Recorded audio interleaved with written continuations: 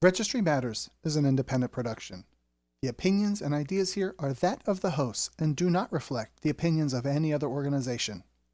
If you have a problem with these thoughts, FYP.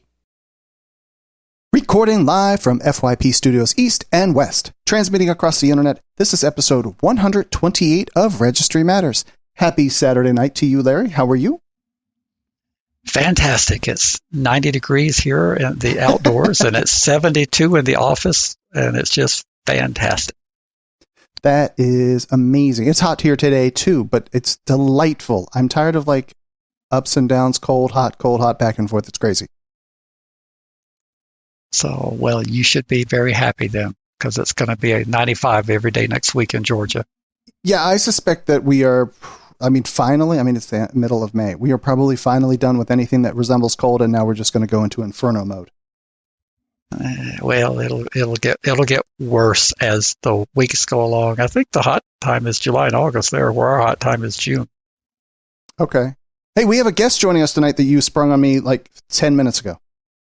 It was 17 and 20 seconds to be precise. Oh, sorry. We have Robin Vanderwall. And Robin, I forget the title. You are the executive vice chairman of the universe or something? That's exactly right. As well as president of the foundation that supports the universe. And that would be the universe of Narsal, correct? That's right, Narsal. Yes. Okay. And the name of it is Vivante Espero? Vivante Espero, indeed. Vivante Espero. That's Latin, Greek, something it's Esperanza. At least that's what Brenda says. Seriously? Yeah. The fictitious, like the non-used language? Exactly. The one that they thought they would resurrect Latin, and it kind of just didn't go over too well. But they converted Brenda. It's a neat language that's like crafted by our intellect of the modern day to like make a consistent set of rules of the guys, like the male, female, and all that stuff. Well, there was actually a political motivation behind it. There was a desire. It was part of the group of people who would actually form the nexus or the core of movements towards a more unified Europe. And of course, we saw the evolution of that in the European Union. But this guy, I can't remember his name, but he was very engaged in the idea that they needed a common language. And if they had a common language, they could deal with their disputes more, I guess, less pugilistically. Oh, I see. Hey, take a quick breather real quick. Robin, it appears as though, can you move your microphone either like down to your chin? Because you are panting into it just a little bit. Yeah. Oh, I'm sorry. I hate breathing. If you could stop breathing, that would be better. Well, he reminds me of people who make obscene telephone calls. I wouldn't know anybody like that. No, nobody at all. Nobody. All right. So are we going to go back in? Are we ready? We are ready. Let's do it. This is going to be a fun episode because we've got such a delightful rulings out of the court system, both federal and state, to talk about tonight. Yeah, we do. We should first thank, you received a gift in the mail, didn't you? I did. I received some fudge. We had a listener, a very loyal listener, who offered to send in some fudge. He is a Patreon person, and we'll just say that his name is Justin. And can't thank you enough. That is super generous and kind for anyone to think of us. And I'm pretty sure it's homemade, too. It is indeed. He put a lot of effort into it, plus the cost, but the girlfriend packed it up in some nice containers. I don't even buy containers like that for myself, so I use the little throwaway ones that you buy other products in, and then you save them after you wash them. But there are these nice lockable containers, and it did get a little soft because it was in the outdoor package box for hours before I realized it was there, because with the building closed, all they do is just leave the key in the regular mailbox. So when you go down to pick your mail up, I have a key and I have a package. So I refrigerated it so it would be a little bit more back to its original form, and it's fantastic. Awesome. And so, hey, if anybody else would like to send large screen TVs, perhaps microphones or fudge, Blue Apron boxes, cash works too. I'm all open for these ideas. Now I did on my last will and testament, since I'm at the age I am, I put in there in case anything happened to me that they should check the fudge in the fridge. But so far, nothing's happened. All right, well, then let's move on. Let's talk about this decision from North Carolina, which is the entire reason why Robin is even here to begin with. Can please someone pronounce the name of the plaintiff? Grabarczyk. Grabarczyk? Yes, Grabarczyk. There's a significant number of consonants that are all strung together that makes it challenging for me to put those syllables together. Well, he's a gracious man. I imagine so, and I don't mean any disrespect to the individual over this. Just like that's a crazy number of consonants to go together. Larry, before I just want to clear something up. It says on behalf of himself. Did he file this pro se? No, he did not. Okay. Well, then can you guys go beat it around and educate all the fine listeners on what is going on here in North Carolina? Well, I'm going to let Robin do most of that, but I will tell you the issue is really quite simple.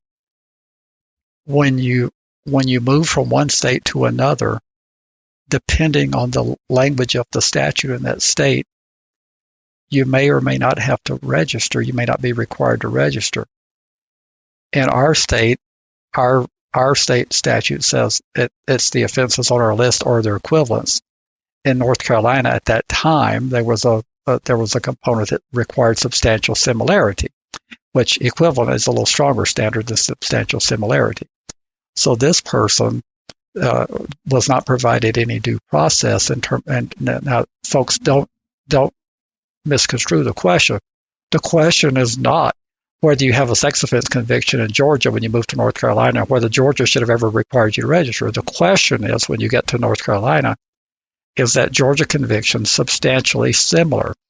And what they were doing in North Carolina, most states, if they're letting the sheriff, when you come in and you say, I'm registered in Georgia for making obscene phone calls, they say, well, it looks kind of like it. I guess it would fit. It's similar to this. And they were making an administrative decision without any due process, saying you have to register because it's equivalent to this. And therein lies the problem, because there was no due process. So, Robin, how did this case come about?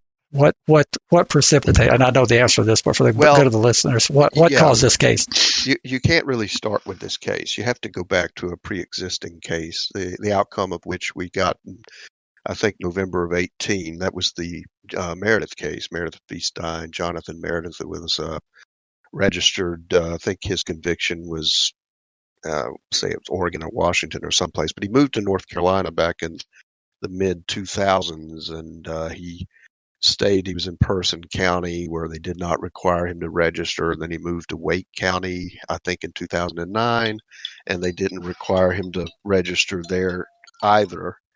And then back, let's say around 2015, the sheriff came and knocked on his door, same county, Wake County, and said, we've made a mistake. You have to register after all. So he lived in the state for, 12, 13 years without having to register, with this pre-existing conviction from another state. And then he was placed on the registry by virtue of the sheriff's department's determination that he ought to be on there. And he didn't, that didn't sit well with him.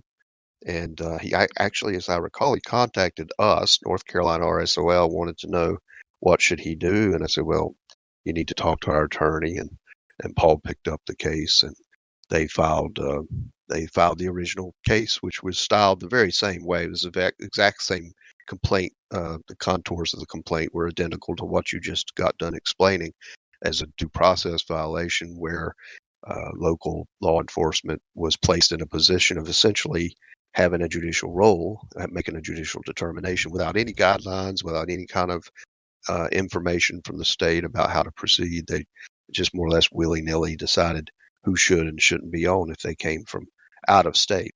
And that case proceeded along I think in October is when it was filed. In December of 2017, the state actually removed Mr. Meredith from the registry in an attempt to moot the case, and then they filed a dismissal based upon the fact that it was moot, and the judge would not hear of it.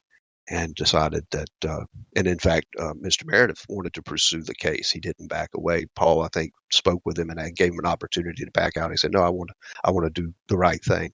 And so, long story short, we win that case. The only problem with the Meredith case is it only applied to Mr. Meredith. And because the scope of that decision was so broad and seemed to be so clean, it looked like a great opportunity to go back at it and take another crack at, um, at the law, the statute, and produce a result that would apply to everybody who was affected in that class. And there's more than 1,000 individuals on the registry in North Carolina who were there as a consequence of an out-of-state conviction or an out-of-state registration that occurred prior to December 1st, 2006. And Mr. Grabarczyk was willing to play point in that case, but it was planned sort of from the beginning that he would step out as the plaintiff. And then after that, after the complaint had been filed, Paul moved the court for the establishment of a class, which included everybody similarly situated. And then he got the court's permission to represent that class of individuals in their absence, so to speak. So that's where the case came from. We never were in any doubt about the outcome. There was quite a bit of work that went into it. North Carolina RSOL played a role in that because we contacted as many of the 1,000 folks that comprised the class. We contacted them through mail. I think there was about 950 people we could get good mail addresses for, some in-state, some out-of-state. And we sent them a letter. We had them a nice little reply mechanism that they could send back to us with some check marks, which would help us determine what we were after. The reason for the mailing is we wanted to create evidence to support the fact that we didn't believe anybody in that class had gotten any kind of process that they could recall. And out of the 950 people we mailed, we got back about 345 responses in the mail, which is an incredible response. And everybody had checked what we expected to check. There was about 5 of these individuals who checked either both boxes or clearly didn't understand. So we followed up with those folks by phone, and we got the results that we needed. Now, the funny thing is we never actually had to use that evidence because the state was so convinced of its impossibility going to trial. They spent about 2 months of time negotiating a settlement back and forth. And Paul, I mean, several occasions, I know Paul felt he had them exactly where he wanted them to be, and then something would happen at the 11th hour, and the deal, the stipulations and the detail of the deal would fall through. So Paul finally just got frustrated and said, you know what, the heck with this, I'm filing for summary judgment. He filed for summary judgment. The state, interestingly enough, the state did not file a cross motion for summary judgment. They simply replied to Paul's motion, and the matter was resolved without a trial. And of course, we know the order was signed on May 12th, granting all the relief that Paul had sought for his clients. I've got a couple of questions, Robin, and there's an importance of December 1st, 2006. What is the importance and significance of that date? The importance of that date is that's when the state, and I'm not sure how they came to understand the problem they were facing, but somebody was smart enough to realize this statute is probably at some point going to cause us some issues. So they went in and they replaced the pre-existing statute with new language. So while the substantially similar language, I believe, is still in the new statute, they added additional language, which essentially means that if you come to North Carolina and you've been convicted for any registrable offense in any other jurisdiction, then you automatically qualify for being placed on the registry in North Carolina. So it took the burden off of local law enforcement from having to have any kind of process. So there's still no process, but at least insofar as the complaint here was concerned, the law enforcement agencies, the local deputies and sheriff's departments are no longer in a position of having to make any sort of determination. It's a more or less a yes or no question where you registered. in the state that you came from. And if you were, then you're going to be registered here. This reminds me of when I was assisting in the challenge in Maryland some years ago, when the state put forth their arguments about why that they should prevail, and I said, well, if that's all they've got, they don't have nothing. I wouldn't be quite as adamant in this case if that's all they've got, but you're correct, Robin. They did add the language. It still has a substantially similar, or if they're required to register in another state, another jurisdiction. But I believe that is a brand new cause of action, and I believe that the Equal Protection Clause will be the hook that you'll use to go forward. And I think we discussed a case on this podcast some months ago out of Indiana where that foundation's already in place for a federal court saying, sorry, guys, when you come into Indiana, and it may have been a state court, but there was an appellate level decision that said, when you come to Indiana, you deserve the protection of the Constitution. So I think that's going to open up a new front for litigation. But then you did say something that puzzled me. You said you wrote to the people of the outer states. So if they moved from Wisconsin to North Carolina and then they left North Carolina, what was the relevance of seeking contact with those people? They're no longer in North Carolina. So what hook did North Carolina have over them? I'm not exactly certain the answer to that question. I just remember asking Paul, should we? And he thought that we should. And I know that in the follow-up, he still fully intends to contact those individuals. But it is a fair question to ask. What exactly? Now, some of these individuals apparently are still on the registry in North Carolina, even though they're no longer here. So it's possible that they will be removed. Paul's opinion is the state will more than likely not give much care one way or the other about these individuals. So that's moving. That's a moving part. There's a lot of moving parts right now because we don't know what the state's going to do. And when we talked about this on Thursday in our conference with Paul, he wants to give the state a couple of weeks to do, as he put it, the right thing, because they have the tools, they have everything they need. If they need a list of the names, we're happy to provide that for them. It's not a very difficult thing for them to do it at their level. Whether or not they're willing to do that or will, who knows? We don't know if they'll file for appeal. They got 30 days to file a notice of appeal. I'm dubious that they will, and the reason I say that is because they didn't do it in the Meredith case, although they postured as if they were going to do it. Ultimately, they didn't, and I really can't understand, given the similarities between the two causes of action, I can't imagine why they would think that their strength is greater now than it was then on appeal. And in fact, if I were Josh Stein, I would say we probably want to keep this away from the circuit because if the circuit affirms, then we could open the door to challenges like this in sister states that wouldn't be too pleased with us. I don't know if they think that way, but I'd be thinking that way. So we don't know exactly what's going to happen, but I know Paul's got his eyes on it, and he is eager to force the state's hand in this matter and to do the removal that's required if that's what has to happen. Well, what I would say, and I know at the risk of sounding negative, as I read through this and I made highlights, what I do, Robin, is I make highlights in yellow in decisions that we're talking about, and then the people can go back and look at. And looking at the disingenuous way that they litigated and the arguments they put forward, my reading of this is that they would do exactly what states typically do, which would be to the difference that I see here to address your point.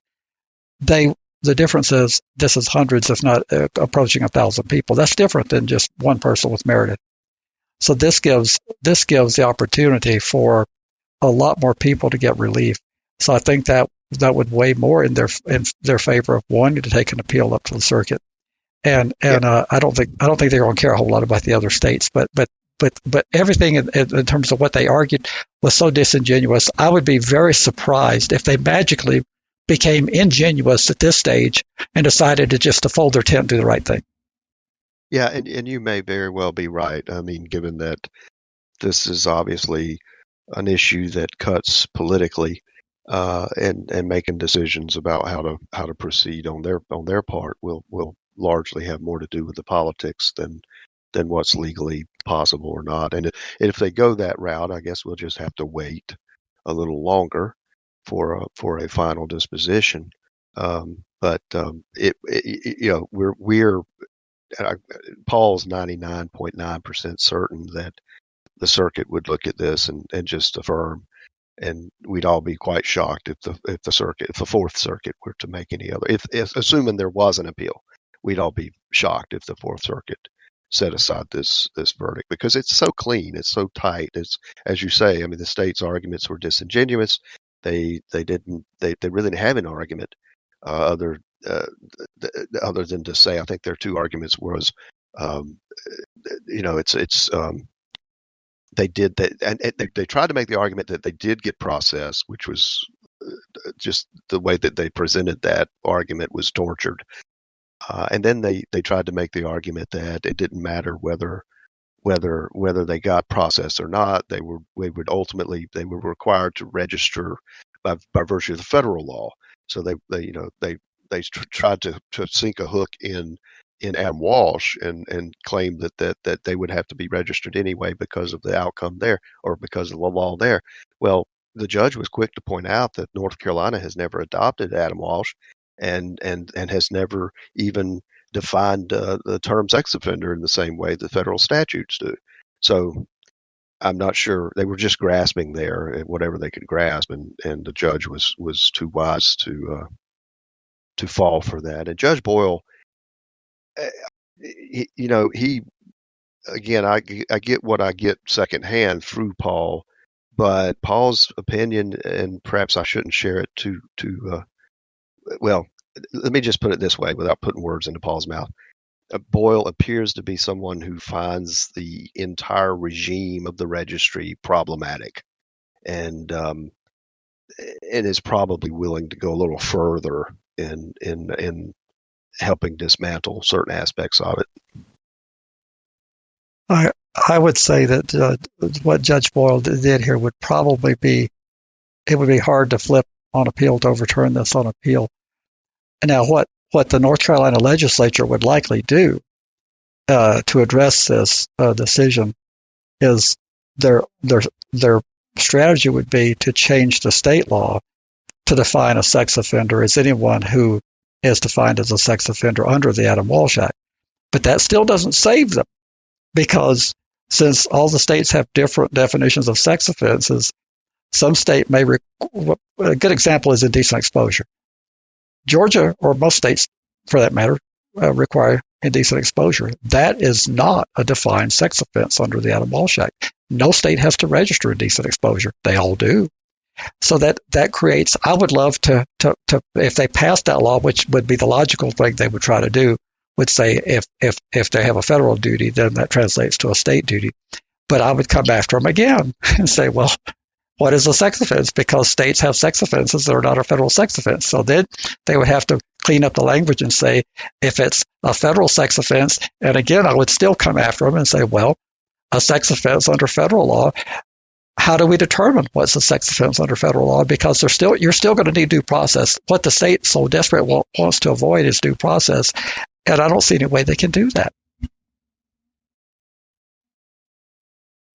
Yeah. Well, I see that part of it. I do believe that the state certainly could still create a process. You can tell from the reading of the opinion here, the judge is a little miffed that they've neglected to do anything to address this issue. My thinking is, given that he has rooted, Judge Boyle has rooted so much of his due process analysis in the fact that he sees registration in and of itself, in particular the restrictions that go along with it, as definitely a punitive effect of these policies. At that point, I think if they were to come up with a process, and then these individuals ended up back on the registry by virtue of that process, I think we'd be set up for a pretty darn solid ex post facto claim, given what has been said and what already kind of pollutes, or I should say populates, the legal analysis, at least insofar as these individuals are concerned. where the judge has already recognized that being placed on the registry in North Carolina has a punitive effect and is certainly creates a number of deprivations on one's liberty. Well, for the state to create a new process at this point, put all these people back on the registry, I would see that as being a great opportunity for us to go back at it from an ex post facto angle. So there'd be several, tools that we could put into our toolkit to use in a further challenge somewhere down the road. And I agree with you too. And we ought to pay some attention to what we can do to provide some relief for the folks that are registered as a consequence of an out-of-state conviction post or after December 1st, 2006. Well, creating a due process is going to be the last thing they're going to do. That costs money. Oh. So they are going to look at every option short of creating due process because of the administrative cost of that. And their mind, the easiest way is to change the law.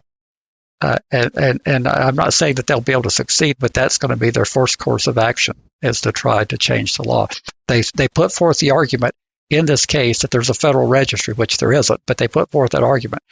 So what they would do is they would propose to modify North Carolina law to say that if you have a duty to register under federal law, that you have a duty to register in North Carolina, and that would eliminate due process in their mind. They would say, well, he came from Wisconsin. He had a duty to register in Wisconsin. Under federal law, he has to report in North Carolina, but that's not where the analysis ends, because the federal law can't force North Carolina to register a person they don't want to register if they don't cover that offense. All they can do is force you to present yourself to North Carolina for registration, to participate if North Carolina wants you to register. If North Carolina says, we don't register obscene phone callers here, then that ends the inquiry since there's no federal registry. And that's where I get back to my point. You still have to have due process to figure out all those things. So what North Carolina wants so desperately to avoid, and all states want to avoid, is due process because it costs money. I don't see how they can do that. But that's what they're going to want to do. Well, I guess, at this point, we've got a lot left to watch here. And we're pleased with the outcome. But there's the devil's in the detail, and there's still a lot more to this story. We're already, of course, getting emails from people who were part of the affected class and that we've been in contact with. And many of those individuals are now more connected than they were before, because we've collected up quite a few names and numbers, and we keep those folks in touch with us for other reasons. So we're getting a lot of inquiries. What does this mean? What am I supposed to do? And at this point, we're just telling them, hey, be careful, just be cool. There's a process here.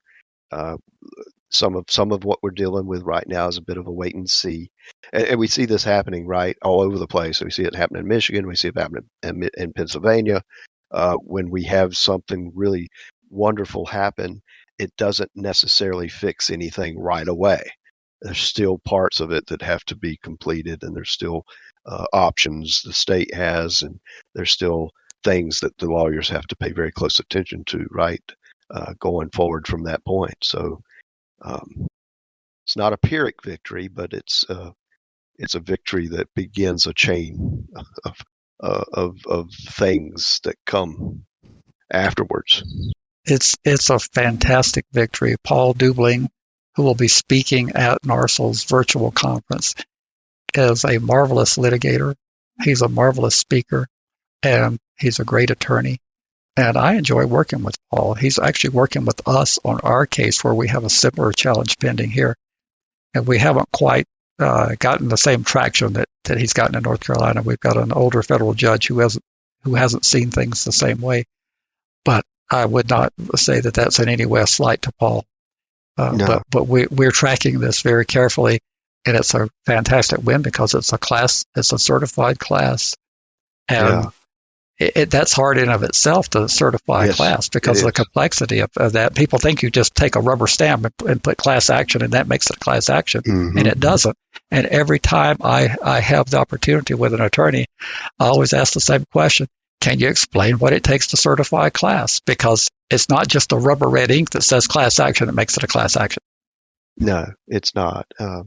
And let me too, while I have this opportunity, there's been a couple of individuals who've commented on the blog post about this case. This is not the same case that we've been talking about for so many years now, the Narsal v. Stein case, which continues to is pending still before Judge Biggs in the Middle District of North Carolina. That case is ongoing. We're still in the discovery phase.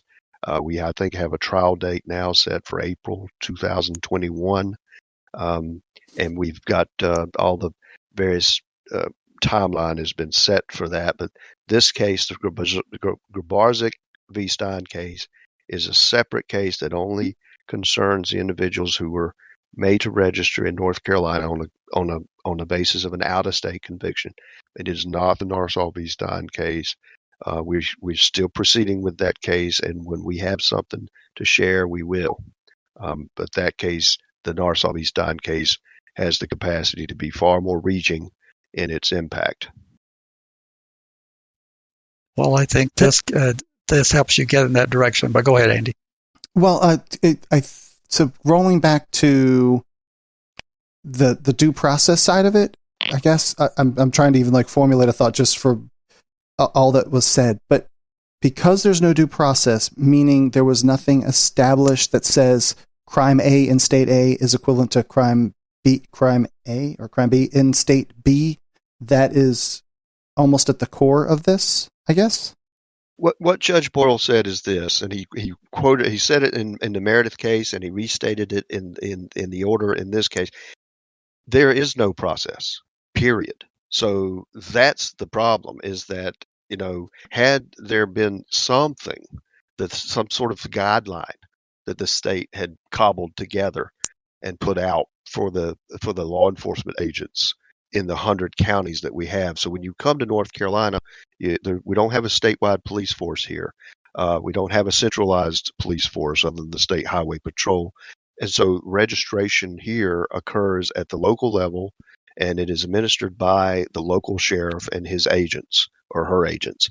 And so that there's really where the rub was, is that what Judge Boyle was looking for was some kind of state agency or some larger, greater power helping to instruct the local law enforcement agencies. How do you deal with this question?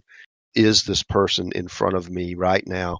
Were they convicted of a crime in X state that, had they committed a crime here, that crime was substantially similar such that they would have to register here? There was no process at all. And so what the judge said in both cases is, where there is no process, there can be no due process, right? You can't have due process unless there's some kind of process.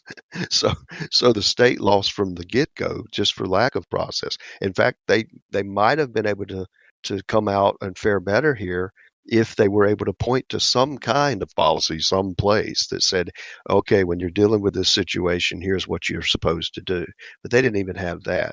So you had each of these counties doing whatever the heck they could, and in most cases, essentially saying, okay, well, I've looked at the statute you were convicted of under in whatever state you came from, and it looks very similar to this one here we have. So let's just figure that they're more or less the same, and boom, you're going to be required to register. There was just no process at all. Well, Andy, I'd go a little further than Robin did. Due process is an opportunity to be heard and to present evidence. And that's the reason why they're not going to want to provide this, because that is expensive to do that. Mm-hmm. And so they're not going to want to do something that costs the state money. But that's what due process consists of. And I know we talk about that because of all the Me Too stuff. I believe that this ties into that of due process. You can't just accuse Joe Biden of doing something and like, okay, now you're just guilty without hearing evidence. I mean, that's what you're referring to as due process, correct? Yes, an opportunity to be heard and to present a counter argument. That's right. And so it reminds me of something, maybe it was a year ago, something out of North Carolina, just the same, where the person moved into the state, asked if he had to register. They said nope, and then moves and asks again, and like, oh my God, you haven't been registering. Isn't this vaguely similar? But that's instructive. exactly that was the Meredith case. That was the Meredith case. Okay. He actually, what happened there is he moved to Wake County, and after he moved, initially moved to Person County, then moved to Wake County. Person County said he didn't have to register. He stayed there 3 years. He moved to Wake County. He went to the county sheriff department. He said, "Hey, I just want to make sure you're aware of this." No, oh no, it's no big deal. You don't have to register here. And so it wasn't until several years after that yes, the same county, Wake County, then changed his mind and decided he needed to be registered. So yeah, very frustrating because he lost so much. He by that point in time he had a wife and he had kids and he had a good job. I mean, he'd done a lot with his life, and it was only because he didn't have the register that he was able to do all these wonderful things. And then when he had to register, you know what happens then? Sure. Devastation all around. So and what I wanted to bring up specifically out of that is what you were describing, Robin, that there's no central authority, that you have individual counties that are running their own show. And that's what I wanted to bring up as the similarity between these two pieces. Well, that's, in some states, like if you go to Virginia, they have a state police force in Virginia. And the registry in Virginia is managed by the state police, the Virginia State Police. So there's at least some hegemony between the people that are doing the registering and the people who are managing the registry. Here in North Carolina, it's disjointed. You've got the local county sheriff that's doing that part of it, the registration part of it, and then once they collect the data and the information that's pertinent and required by law, they pass that over to the State Bureau of Investigation. And the State Bureau of Investigation is responsible for the repository of the registry. So it's, there's some disconnect there. There's no real central control here in North Carolina for registration policy and the enactment of legislative policy regarding the registry. So you got to have 100 different counties doing what they want. And this runs the full gamut.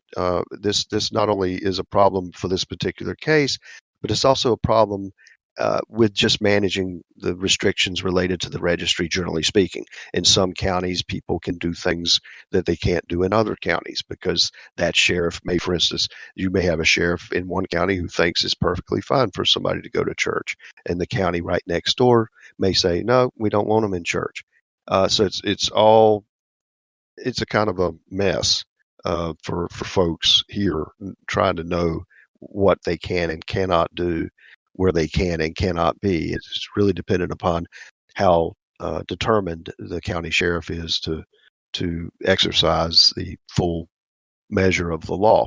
And that's a problem, period, as Larry, I'm sure, will affirm, is when you have law enforcement coming to different conclusions about what a law means and what a law requires and what a law permits, there must be something wrong with the law if you end up with 100 different outcomes. Well, Robin, the registration process you're describing is more typical of the states where you have that bifurcated system that I talk about. There's only a handful of states where the state runs it, and even in those states, there's more uniformity. But still, there's differences between the regions within the state. We could ask the states like Pennsylvania or Virginia. We would find some of that. But what you're describing is consistent with most of the states. They mandate this registration process. They dump it off to local law enforcement. They dump it off in most cases to elected sheriffs who have political considerations. I mean, I don't write the rules.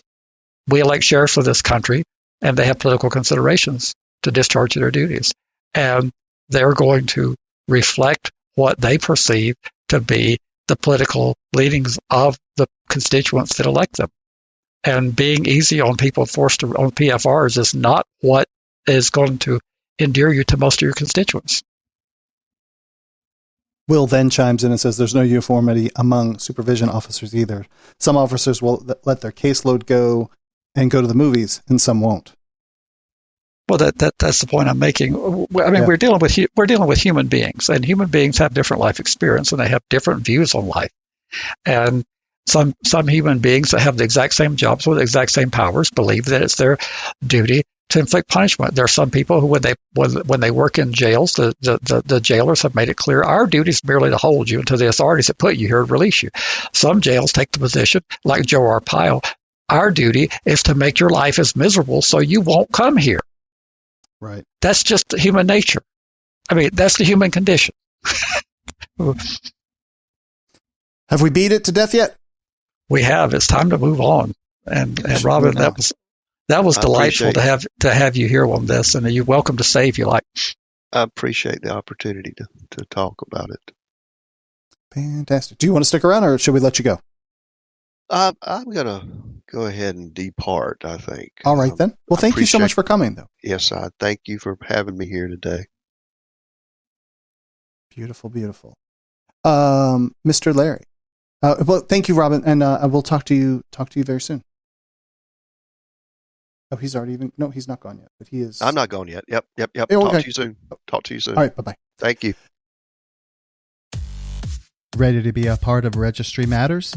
Get links at registrymatters.co. If you need to be all discreet about it, contact them by email, registrymatterscast@gmail.com. You can call or text a ransom message to 747-227-4477. Want to support Registry Matters on a monthly basis? Head to patreon.com/registrymatters. Not ready to become a patron?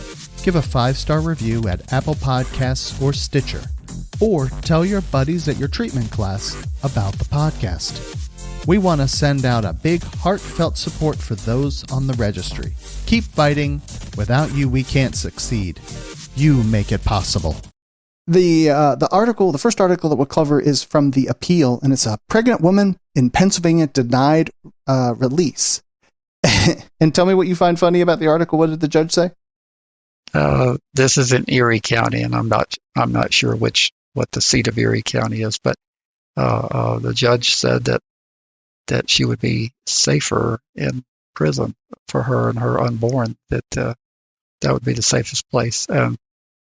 It's a stretch to think that a prison. I mean, you would have to be a pretty dysfunctional individual, and you would have to be hanging out with some really strange characters to imagine that a safety factor from a pandemic, you'd be safer in a correctional facility. But that's what the judge said.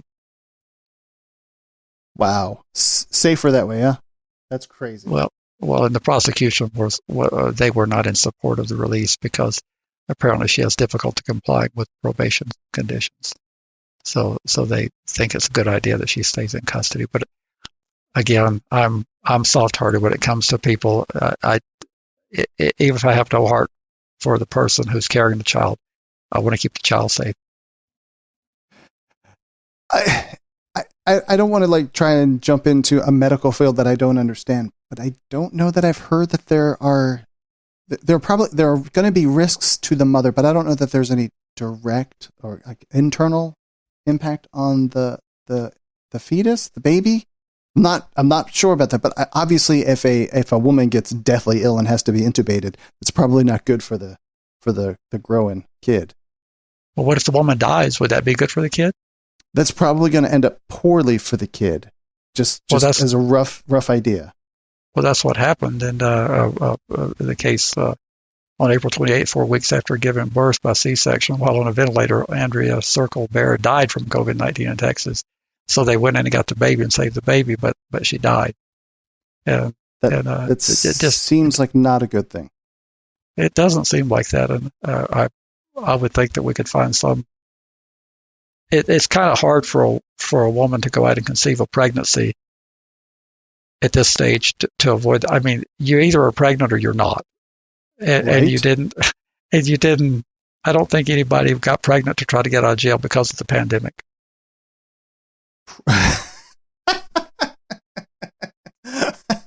Well, I'm probably going to get locked up in a couple weeks, Larry. So why don't we go get knocked up so I don't have to participate in that silly jail thing. Knocked up. Can you be more specific what knocked up means just for our audience? That seems like that would be a colloquial term. That would be the expression of getting pregnant. I don't think that I've ever heard it defined, Larry. I've just heard it used. Mm-hmm. Okay, so as long as we understand that that's a colloquial for becoming pregnant. if anybody wants to chime in and chat and help me out here, I would be much appreciated to help bail me out of this mess that I've just gotten myself into. But he just says you're going to be safer in prison, where we have discovered that there's not enough cleaning for people. There's all kinds of challenges going on from that side of the house, I believe. I don't understand it.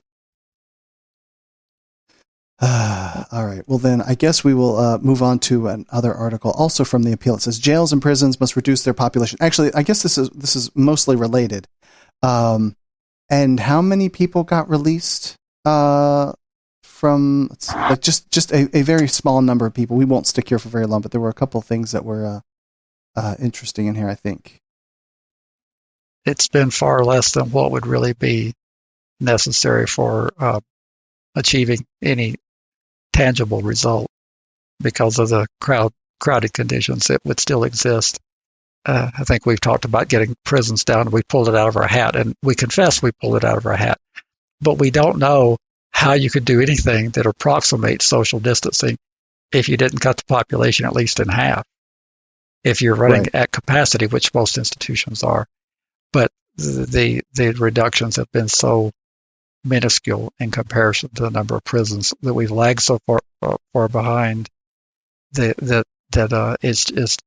I'm dubious it's going to have any result. Now, in pre-show discussion with another one of our supporters, it was pointed out that just because you release people, they don't magically have any place to go. And my response to that is, you're absolutely right. Just there's not magic. When you put people in jail, it often disconnects them from their support structures. If they have an apartment, very few can continue to pay the rent on the apartment, and their income streams usually dry up unless they're on some sort of pension. So I understand all that part of it. But we could also relax the requirements of what we will allow for a residence for people. For example, on the people forced to register, rather than not letting them live within 1,000 feet of everything that you can conceive of, including, I think in my state, I've been hearing that they're telling folks that they might put a school bus stop somewhere, so you can't live there because that looks like a prime location where they might put a school bus stop. If they would relax some of those limitations, I think we would find some of the answer in what people would have as in the way of options. But it would not make an option for everybody. There would be people who've been locked up for a long number of years, and if you shave a year off of their time and they had not been planning to get out until a year from now, they might not have any place to go. I understand that. So would it be good just to open the gates and let them out with no place to go? Well, that's a public policy question that's legitimate. Would they be safer homeless pushing a shopping cart around? I can't imagine that they would be. There was something in there. It says most prisons and jails in the United States operate at 100% capacity. I bet you that's demonstrably false, that it's not 100. It's 120, 140, 200% capacity. So, it is not 100. Well, now those liberal do-gooders in San Francisco, they say their facilities are operating at 50% right now. Which, I mean, like I say, maybe if they include the gymnasium. But they've been on a campaign to release population out in San Francisco. They've actually taken it seriously. But they're the anomaly in terms of releasing people. In my state, the state itself have last counted something in the range of 30, and we've got a state prison population of around just shy of 7,000. Well, what impact does releasing 33, 35 inmates have to do on a population of 6,800? that doesn't even matter. It doesn't matter if you do it would matter if you're the 33 that avoided a death sentence, but it doesn't have any tangible impact on the spread of the COVID-19 virus. It just wouldn't. No, and then again, we've talked about that. The DA is the one in control of the whole thing. So the DA could be like, hey, we're not going to bring these cases because they're pretty minor. We could have, if you're less than a year out, something along those lines, like, hey, we'll just wipe out the rest of that. How much time do you need to do? Or are we just going to put the screws to you to get every last day out of you? But how bad would the prison guard union and those cats, how hard would they push back on doing anything like that? Well, initially they wouldn't push back because everybody wants a lighter workload. They just don't want to lose their job. Yeah, they wouldn't push back until somebody starts getting laid off. Well, you would have to reduce the prison population to the point where it would start compromising jobs. Now, if you take a prison from 120% capacity down to 90% capacity, how much staffing reduction would go along with that? I suspect pretty close to zero. Probably not much. But if you reduce a prison population from 120% capacity down to 50% capacity, theoretically, you would need less personnel. I mean, you still got the same number of square feet that need to be monitored, but you're not taking people out for various things to see the doctor, to see their attorney, to sick call, wherever they take them to the infirmary. You wouldn't be handling visitation. You wouldn't be screening as many visitors that are coming into the prison. So there'd be a whole lot of tasks that would drop. You would not be serving as many meals. So that perhaps the civilian staff and the officer corps would start dropping. They would oppose it at that point, because all of a sudden we're talking about people's livelihoods.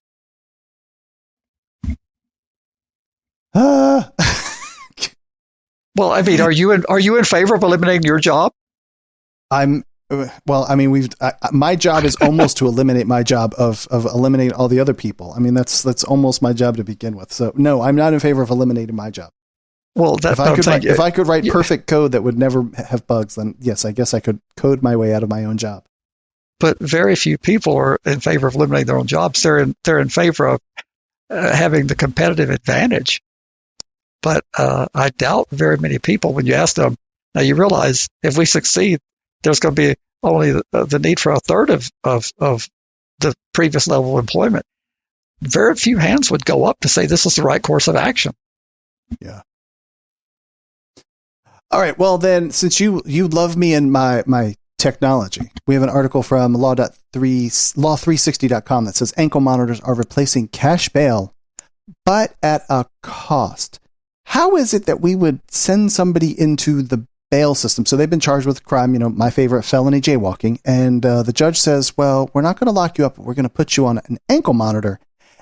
And that's going to cost you somewhere between $100, $200, $500, or even $600 a month.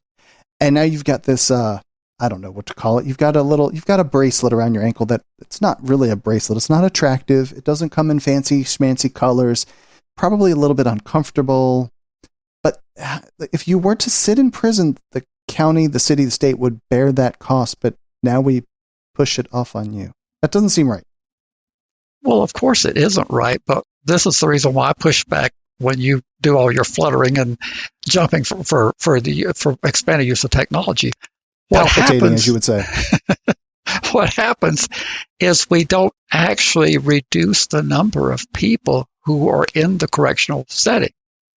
We merely replace the revolving door with a person who got booked into custody, and we tell them, and all your liberal progressives out there that think that this is such a great thing, what we tell them is, well, you don't have to post a bond. We've abolished cash bail, and we've got this great system now. It's called electronic monitoring, and it's for a $300 setup fee, and for anywhere from $5 to $20 a day, you can be out in the community being monitored.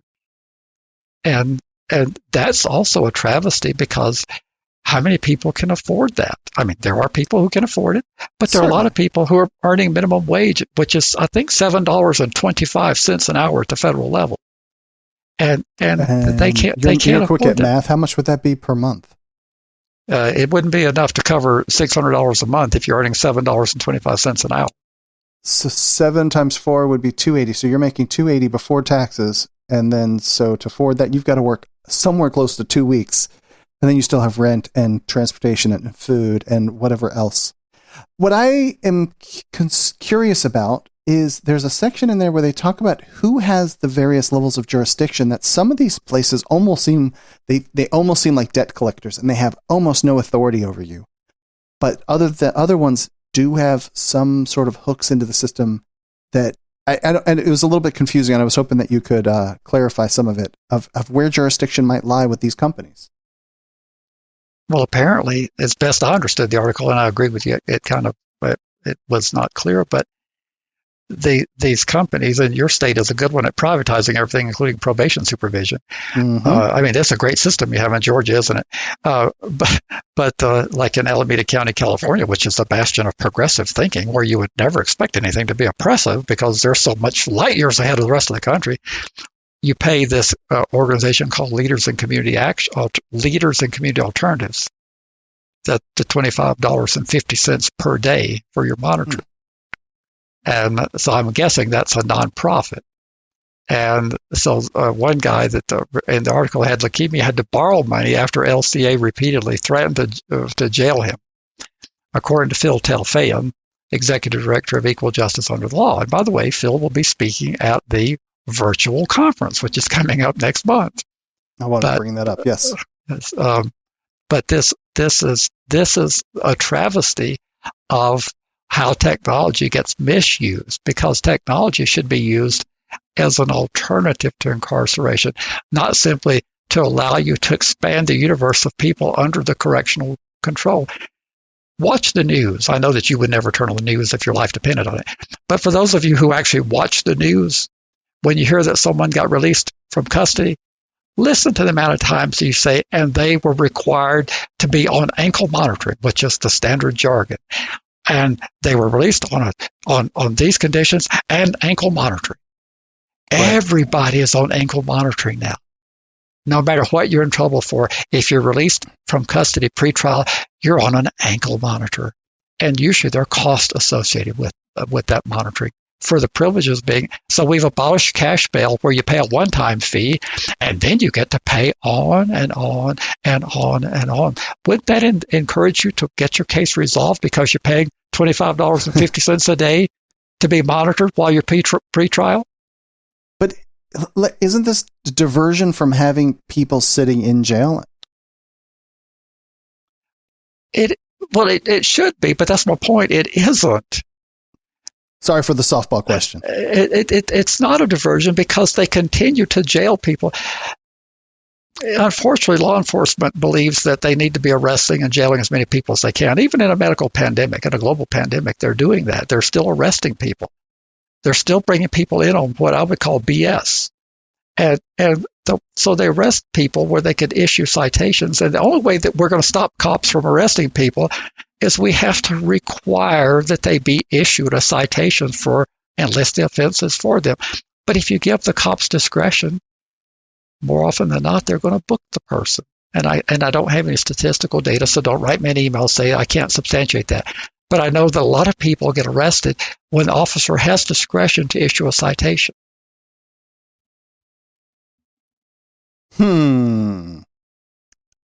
All right. Well, I don't really have anything else.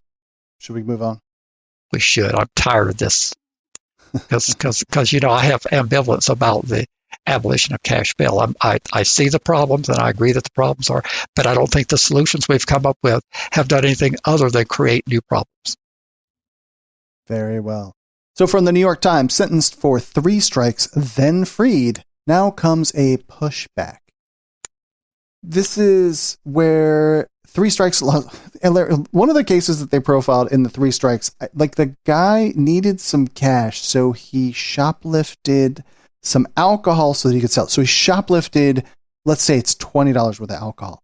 He gets tackled by the police, and that pushed him over the limit to be 3 strikes, so he gets life in prison. That seems a little excessive. However, then in, I think, 2012, there was some rewriting of the laws that allowed a pretty good number of people to have those rolled back to, maybe they're getting out very soon in the next year, 2-3 years, something like that. But why is there pushback? Well, let's do a little bit more detail. What happened is California, being the bastion of progressive thinking, that's so much further ahead of the rest of the country, being the sophistication level, they have this referendum system where the people themselves can enact requirements. This referendum process, it's horrible. It's the whole thing that the country was founded not to have, because it results in uninformed decisions being made by the people who are not qualified to make the decisions. So California's 3 strikes law, along with other states, resulted in an overwhelming prison population And the federal judge finally set their foot down and said, you got to reduce the prison population, or you got to build more facilities. And of course, you can't build more facilities because that costs tax money. So they went back and they made it where the three strikes law wasn't as onerous. And I don't know all the details of it, but they changed it where people that were previously sentenced to three strikes were eligible for relief. But now the pushback is coming because some people, they're getting relief.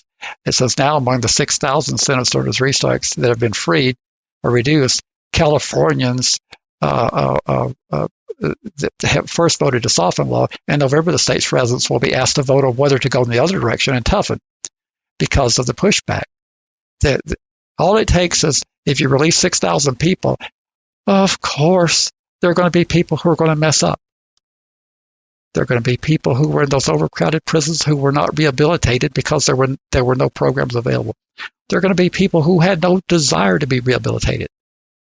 Right. And of course, of the 6,000, some will have messed up. That is not a reason to change the law. That is a reason to deal with those people. As I've said before, I agree with the police on this. The police say that if one of us messes up, don't tar and feather all of us because of what one did. So let's look at the 6,000. 37 of them messed up. Let's deal with those 37 and let's do what the police say. Don't judge the 6,000 by what a few did. And don't paint with a broad brush to change the law because of what a few did. But that's what's happening, the pushback. You probably didn't see the movie Full Metal Jacket, did you? No. All right. Well, there's a scene towards the beginning. They're in basic training, and I can't think of there's an overweight person. I would say fat, but that's not PC these days. And he causes all kinds of problems for the platoon. And the drill sergeant finds a donut in his footlocker. So then everybody has to do push-ups while he eats the donut. That's what you're describing is when one person messes up, everybody has to do punishment for it. And it's not cool. Deal with the individuals. That's precisely that. But that's what happens when you have a state set up like California, and I love you to death, California, but your government sucks. This referendum process is a joke, and it lends itself to mob rule. And that's what you get with Judge Persky. That's what you're going to get with this, because if you give the voters the chance to be tough on crime, that was 2012. Most Californians have long since forgotten about what they were facing in 2012 when they were running at 160% of capacity and they were told to cut their jail. All they know now is they're hearing on the news that some of these people have done serious crimes since we released and since we lightened up the requirements and let people out, 6,000 of them. All we know is that there's been some bad apples and we've got to do something, and they're going to go the other direction. Well, riddle me this, though. It is the referendum process, and I'm doing air quotes when I'm not on camera. Isn't that what would be like true democracy, where people are sitting there voting on everything that happens? If we take everyone's voice and takes everyone's opinion of yes or no of everybody, that would be true democracy? It would be, except that's not what our founders intended us to be. They never intended it. We're supposed to not be a true democracy. We're a representative republic. Totally understand. So then as far as you know, or do you know, has California always had it, or did that get put in place somewhere else along the way? I do not know. We'll have to have a Californian explain that process to us. But I know that as far back as 1978, when they passed Proposition 13 that destroyed their state revenue base because their taxes were so high that they decided to cap property taxes, that became aware of the process, and they've been using it all these decades since and enacting junk law all these decades since, and it hasn't changed.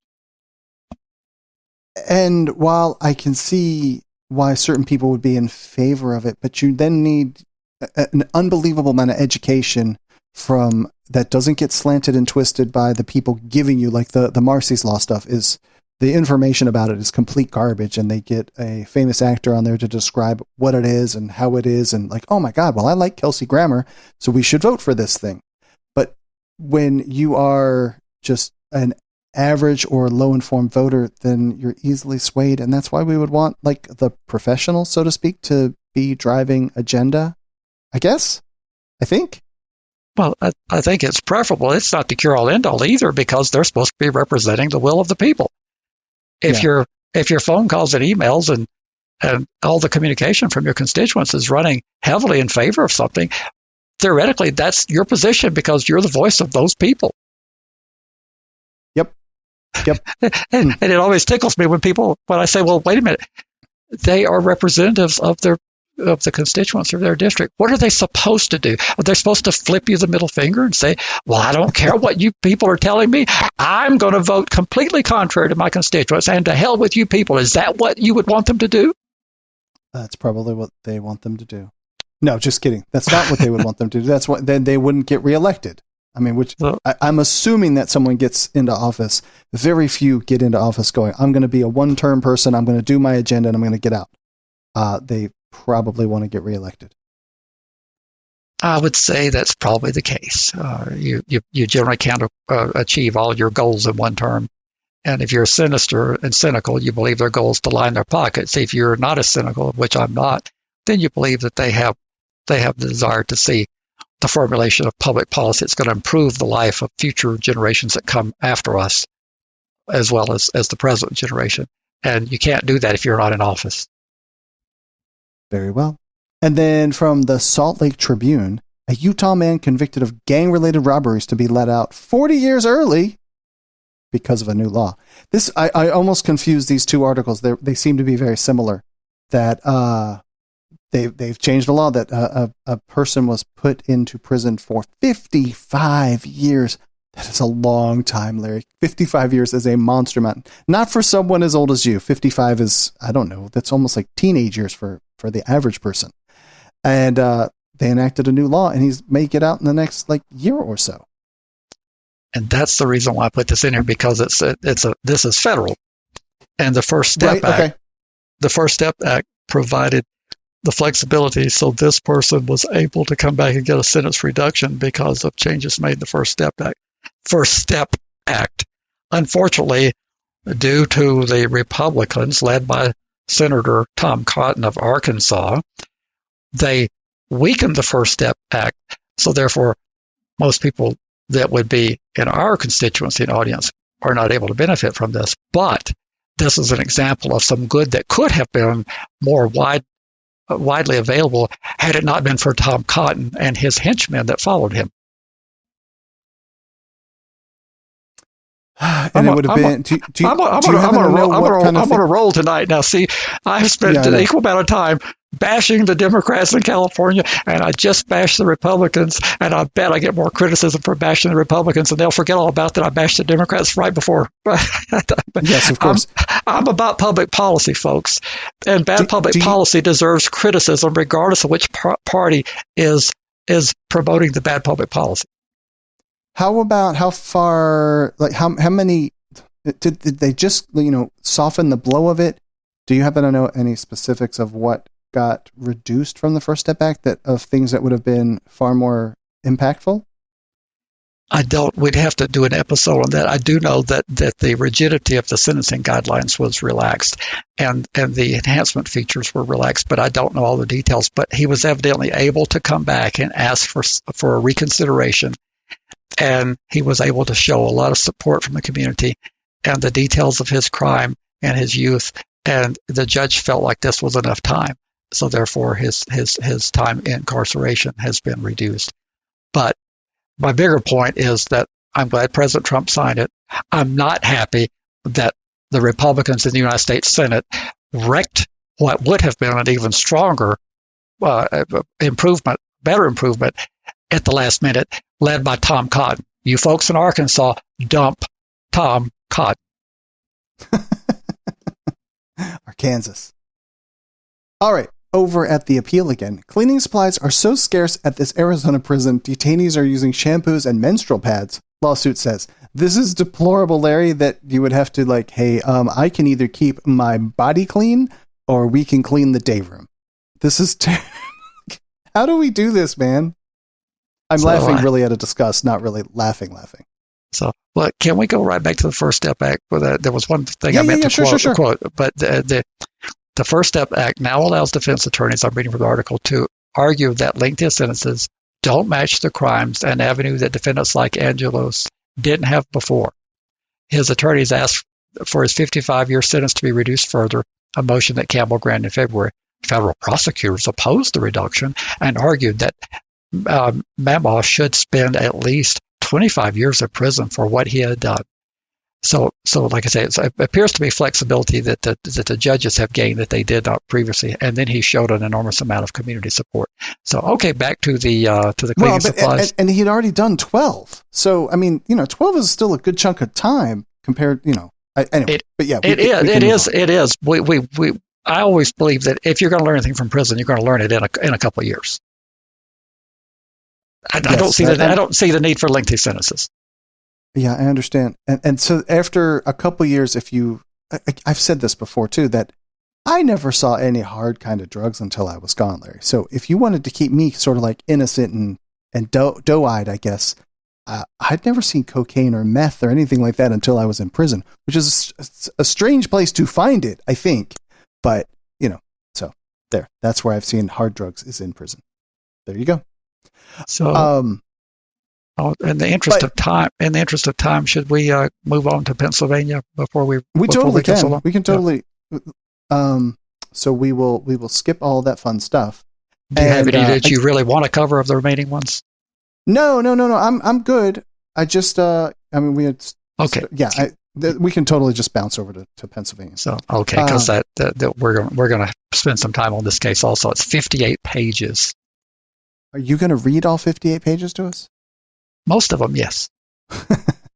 All right. Well, this comes from the Commonwealth Court of Pennsylvania, and there's like 700 judges that ruled on this thing. And this is, please explain it, because I remember reading it.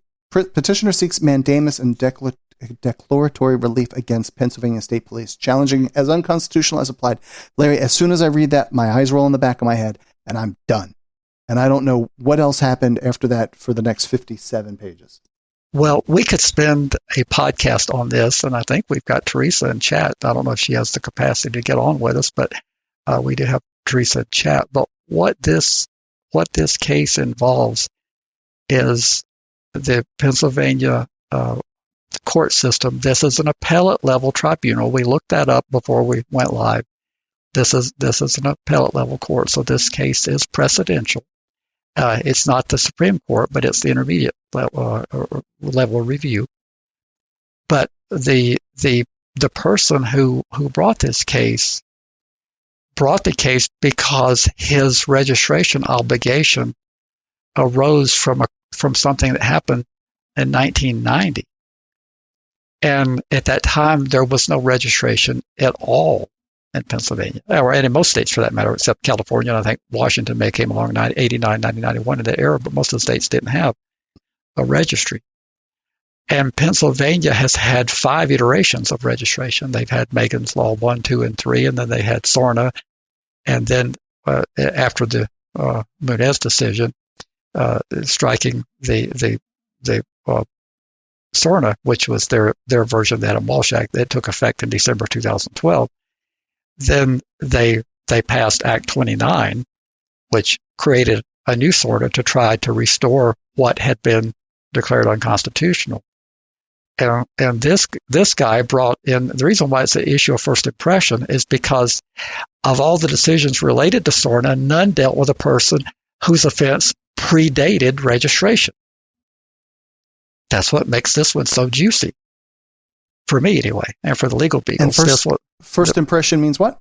They had not ruled, that issue had not been dealt with before. They had not dealt with anyone who had brought a claim challenging registration whose offense predated the registry. Okay. This guy's did. All right. And all right, so what happens over these 50 whatever pages that is so exciting to you? Well, some of the stuff that I've said for years is beginning to make its way into these decisions. And I love it because people I know are listening to the Registry of Matters podcast that are litigating. They're listening to what we're saying here. This goes to, we had a title, it was the last episode, I think, of December, reflecting back, and the title was The Building Body of Case Law? Yes. And this goes along with that. This ties into that. This does, but the thing that's so exciting to me is because they are recognizing, finally, that what you're required to do is not merely providing the public with information that was already a part of the conviction, which is what I have said for a long number of years, at least I think since I was helping Maryland some years ago. I kept saying this is the registry. If you look at what the U.S. Supreme Court decided in the Connecticut Department of Public Safety versus Doe, they said it was okay to have an internet, to have the publication because they were merely redistributing information that was already public. I say, fine. Keep it to just the information that was already a part of the conviction and public. That's what I said at that time. That I have since evolved in my thinking because now the internet has become so prevalent that merely just putting that information out to the world is problematic. But at the time I said, you're not just giving them the information that was a part of the crime and the conviction. You're giving them a whole bunch of information that is not a part of the conviction, that continuous have to be updated. And that's what's in this decision that's so exciting to me, is because the court recognizes that you're not just requiring them to get that.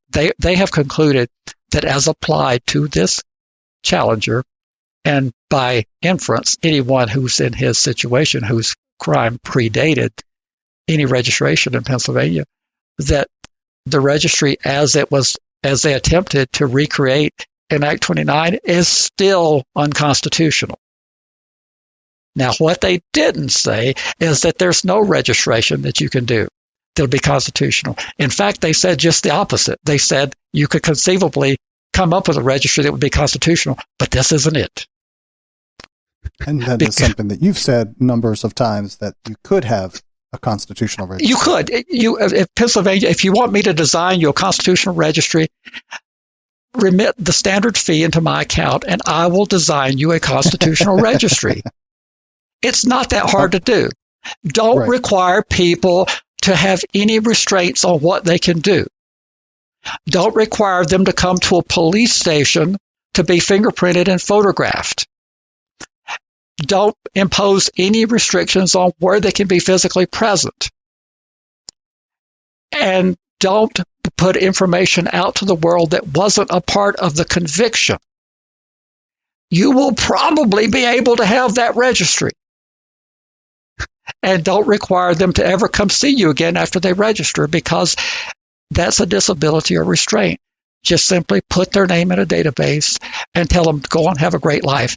You could get away with doing that, and you could possibly get away with doing a little bit more than that, but you can't put people on probation supervision, which is what the arguments were compelling in this case, that even though they peeled it back to once a year, that the people with Act 29, they said, we're going to reduce the universe of registrable offenses, and we're going to take out some of the minor offenses, the misdemeanors, some of them are going to go away, and we're not going to require them to come in but once a year. It's still too much.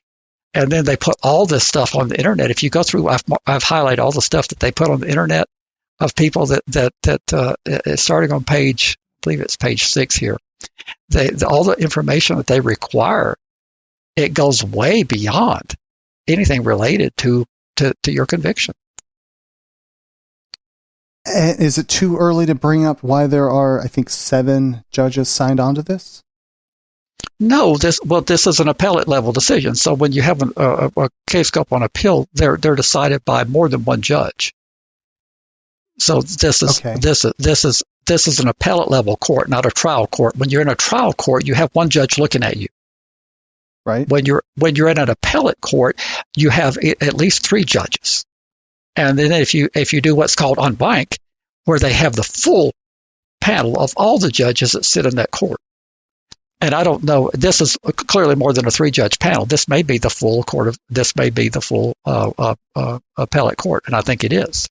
And that's where we could get some clarification from Pennsylvania. But like in our Court of Appeals here in New Mexico, you get a 3-judge panel. We do it exactly the same way they do in the federal system. When you go up to the 10th Circuit on appeal, you're going to get 3 judges assigned on a panel at the U.S. Court of Appeals. Well, you do the same thing here in our Court of Appeals. You're going to get a 3-judge panel. If you disagree with the 3-judge panel, you can ask for full court review, which is seldom granted. Because if they started granting that, what would happen with everybody who was not happy with their panel? They would do what? If they did what would what? If they were more generous in granting full court review for people who weren't happy with their panel decision, what would be the result of people who didn't like their panel decision? What would they do? Start removing judges. No, they would file more appeals. And all of a sudden, the full court would be convened all the time to do these en banc reviews. And they couldn't do that. They could not move the mountain of appeal cases that are under appeal without going off into panels. So therefore, when you ask for a full court review, you are not likely going to get it.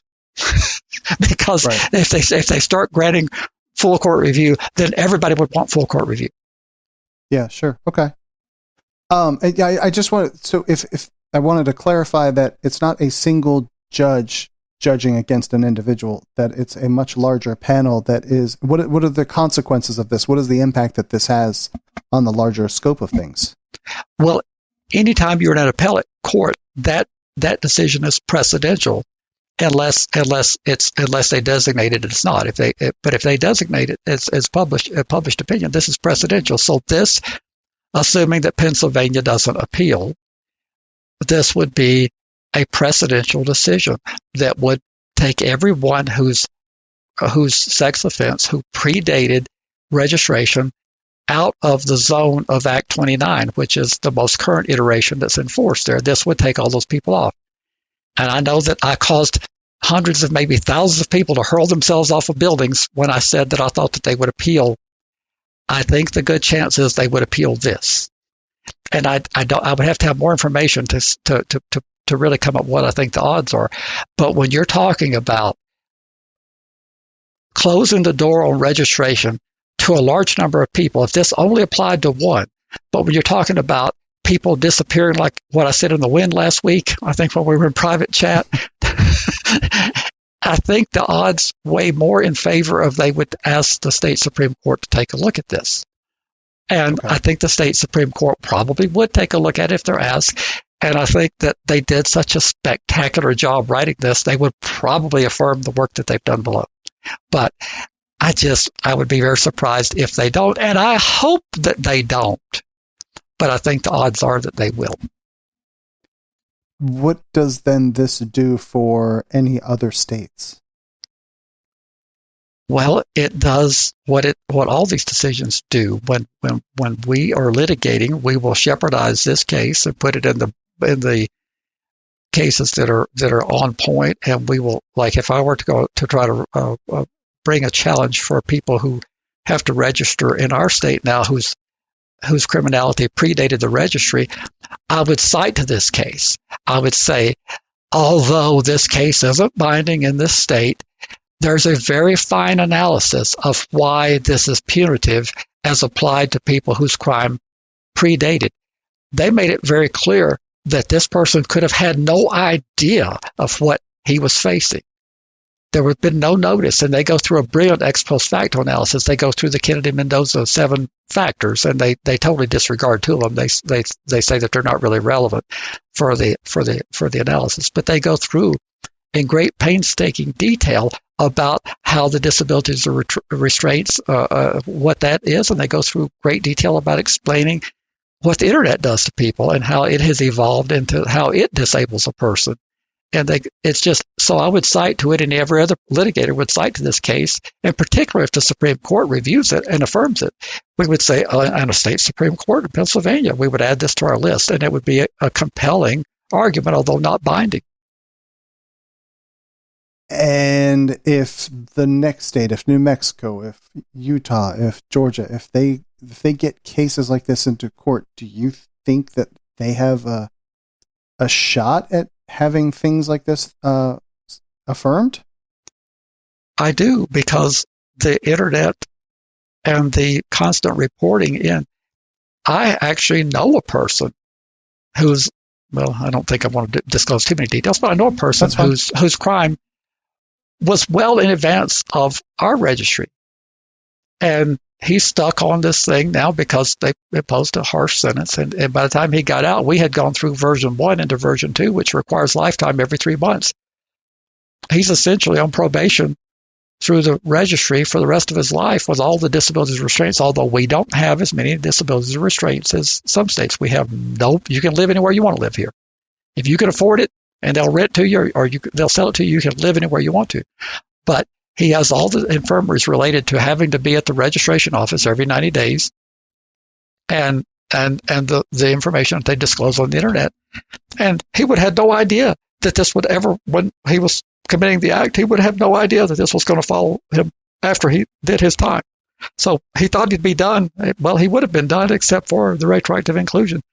So I'm going to approach people now that this case is out here and say, hey, we've got a body of case law that's expanded to include another state where they have found that those who were required to register before a registry existed, that the registry as it exists today is too punitive. It cannot be considered a civil regulatory scheme.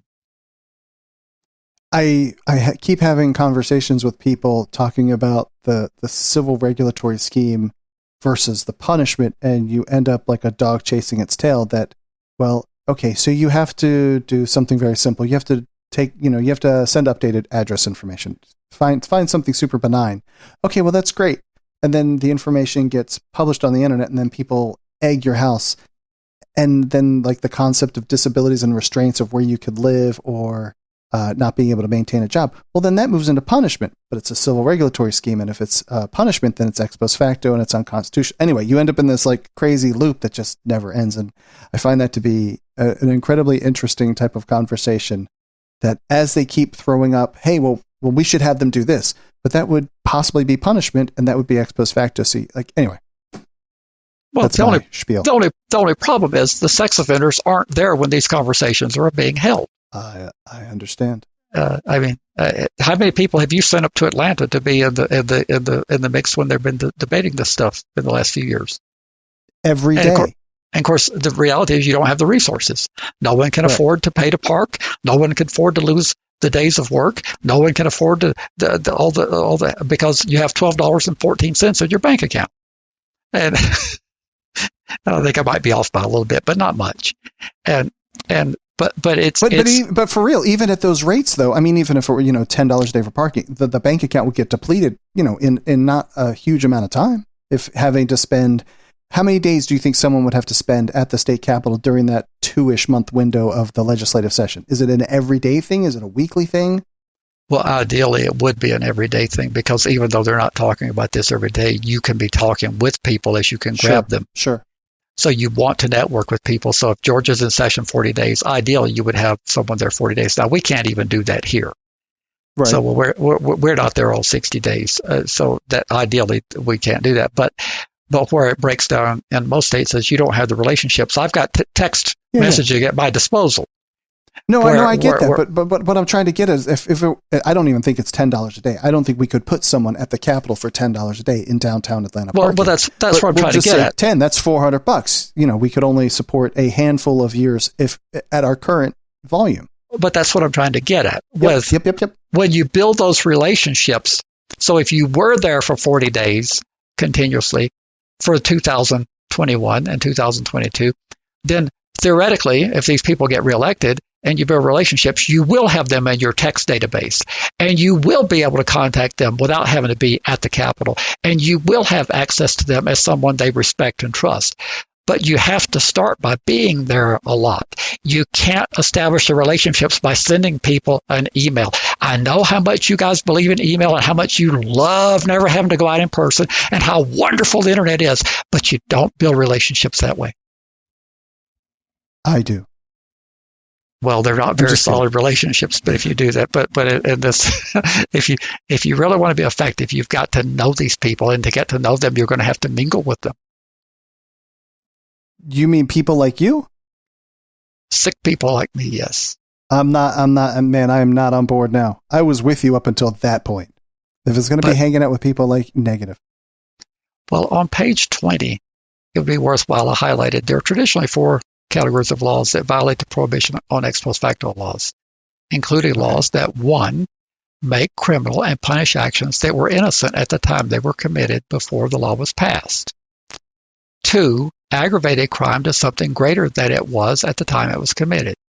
3, change the punishment and inflict a greater punishment than the law annexed to the crime at the time it was committed, or 4, alters the rules of evidence from that required at the time the crime was committed.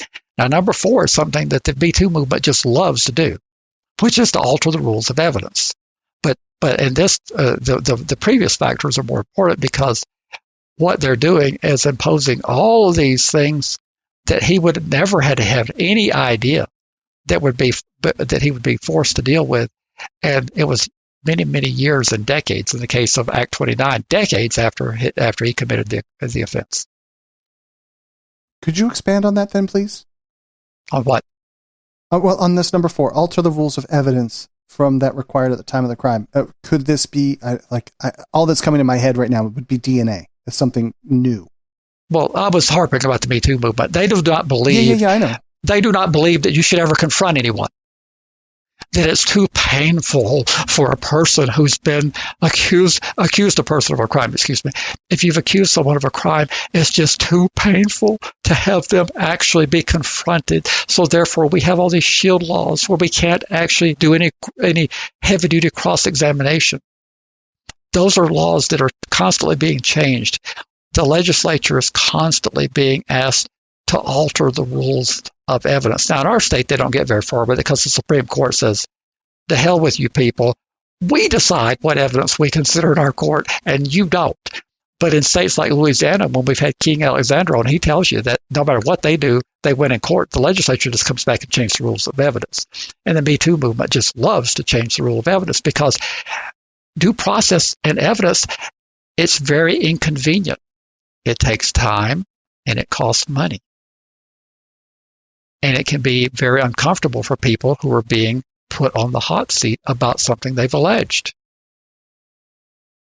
I was just hoping to get something specific of an example of rules of evidence that might be changed. That's well I just did, in terms of what the example of cross-examination with rape shield laws. You can't ask anybody anything. The cross-examination, we're all but shut out of that. Okay. Because it's too you're re-victimizing the victim. Yeah, sure. Okay. And that is a farce. Our system is one of adversarial. Now, all you people who believe that we should have this kumbaya, where what do they call it, that Connecticut advocates for? Justice. Restorative justice. That's nice. We don't have that. We have an adversarial system in the United States. You have parties in controversy, and you have attorneys representing the parties in controversy. And the presumption starts out in a criminal setting that the person who has been brought before the court is presumed to have no criminal culpability.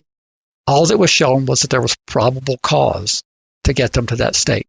That's all that was shown, is that there was probable cause. That person, under our Constitution, is not required to do anything. They're not required to testify.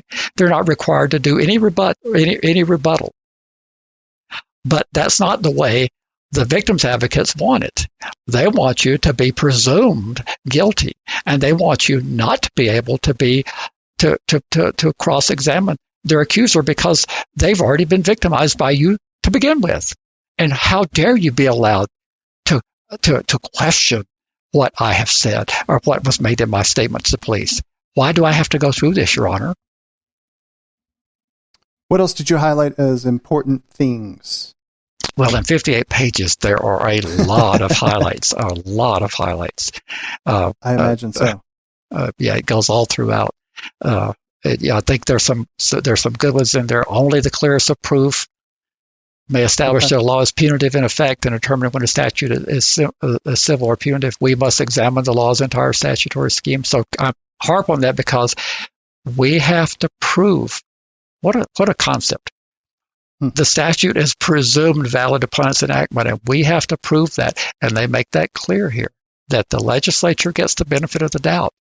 And the legislature issued all these findings that drive us up the wall about recidivism. And they said that although they're conflicting information about recidivism, it is the right of the legislature to find anything they want to find. And that drives our people over the edge. They can find that the world is square if they want to.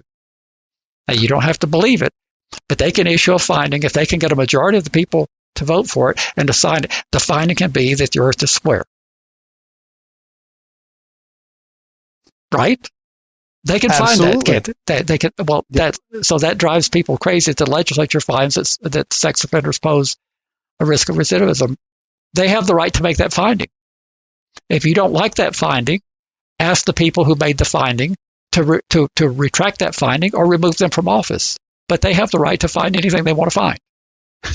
and it's presumed constitutional when they write it and sign it, and then most of the time that our people are not at the table to even push back and say this is not true information.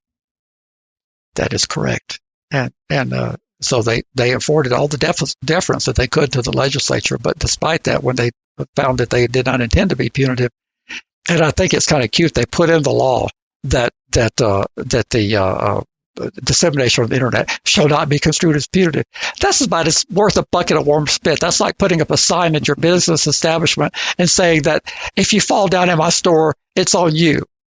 And then you leave banana peelings and you can pour out all sorts of cooking oil in the aisle. I mean, that's the crazy thing. Just because you say that doesn't make it punitive, that has no bearing. But they put in the statute that it should not be construed as punitive. Well, that's nice, but the court construed it as punitive anyway, because it's not for you to decide how something is construed. And I think that was cute also. Yeah, that is. I just found that in the document that is on page 11. Oh, is that where it was?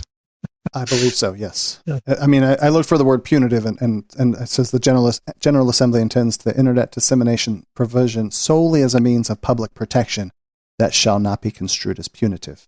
Well, that's really nice. I appreciate you saying that, but you don't get to decide how the court construes it. Yeah, and that's why we have the separations of powers. Mm-hmm. Yes. Well, very well, Larry. Before we wrap it up, anything else? So, well, let's see if Teresa has anything. Can she be mic'd in here, or is she just listening or watching? She is just listening and has not chimed in that she would like to. I have asked okay. her. Well, then let's don't do it. We know we learned a long time ago. Don't ask anyone who wasn't previously invited. So and now she's typing. Do you like our patrons, Larry? Of course not. You hate them? Okay. Well, great. Well, we won't thank them, but I would like to thank our patrons. I'd like all of our listeners, but definitely want to thank our patrons for being such ardent supporters of the podcast and helping continue to grow and share and like and support the podcast in general. Love it, love it, love it. And especially the ones that send us fudge. You like that fudge thing, don't you? That warm fudge that you... Well, I know you can't control that. And that's funny. Well, the next thing you need to do is, in addition to making the fudge, in addition to spending the money to ship the fudge, you need to put the tracking number in. Then you need to text me when the fudge is in my mailbox so I can get it out before. There you go. Oh, that's not asking too much, is it? Probably not, but they don't always get tracking number. Did it come by UPS or Postal Service? It was in the postal box. Then it might not have had tracking information. They were just shipping. It had tracking. He knows when I got it. Good. So, okay. Well, very good, Larry. Where can people find the podcast? They can find it online. Would that be the information superhighway that Al Gore created in the 80s? When did Al Gore create the internet? I forgot. So okay, that would be registrymatters.co. And we didn't get any voicemail this week, but how could people, if they were so inclined to leave us voicemail, how would they do that? They would either press the button, or if you're an older person and you have a rotary phone, you would dial 747-227-4477. Oh, you're thinking people should put us on speed dial. No, I'm thinking the rotary phone where you actually spin the little dial, the rotary around until you get the numbers, until you dial all those numbers. But you said push the button. You mean like pressing the buttons that makes the two tones? Do you know about those two tones, right? I'm assuming you know, do you know about the frequencies? Well, I do, but I was saying if you have, most people don't dial rotary, but there might be a listener out there that's as old as I am that may actually still have a rotary phone. Do you actually have a rotary phone? I sure do. I don't use it, but I've got one. I need a picture of that. I'll have to dig it out. How about some email, Larry? How can they email us? That would be registrymatterscast@gmail.com. And lastly, of course, the bestest way, my favorite way to support the podcast is over at patreon.com/registrymatters. As little as $1 a month if you want to show your love for the podcast. It certainly goes a long way to showing that we are the value of the product that we are putting out. And so, yeah, Patreon is a great place to support the podcast. I understand that more than 80% of Americans have received their stimulus checks. So therefore, you have no excuse. You're terrible, Larry. You are terrible. So, have you gotten yours? Yes, it finally showed up after putting in some direct deposit information. I was hoping to get a check signed by the Donald. But you didn't. But alas, nope. No signed check. I would take a picture of it and put that in a scrapbook somewhere. That's all I got, Larry. Anything else that you want to, before we depart? Thank everyone again for listening, and for our YouTube subscription has gone over 200, I think 213 or something. And thank you. Yes, it's over that. Thank you. I remember we were trying so hard to make it to 100 when we started the channel. Right. And now we're getting more views because of your lovely FYP studio and your live. And I don't know how much of it's because of my beautiful picture, but we're getting more views on YouTube. I think it totally could be because of your picture, Larry. I think it totally could be because of that. So, but anyway, thank you for everybody for supporting us in whatever way you can. Thanks, everybody. Have a great night, and we will talk to you soon. Take care. Bye-bye.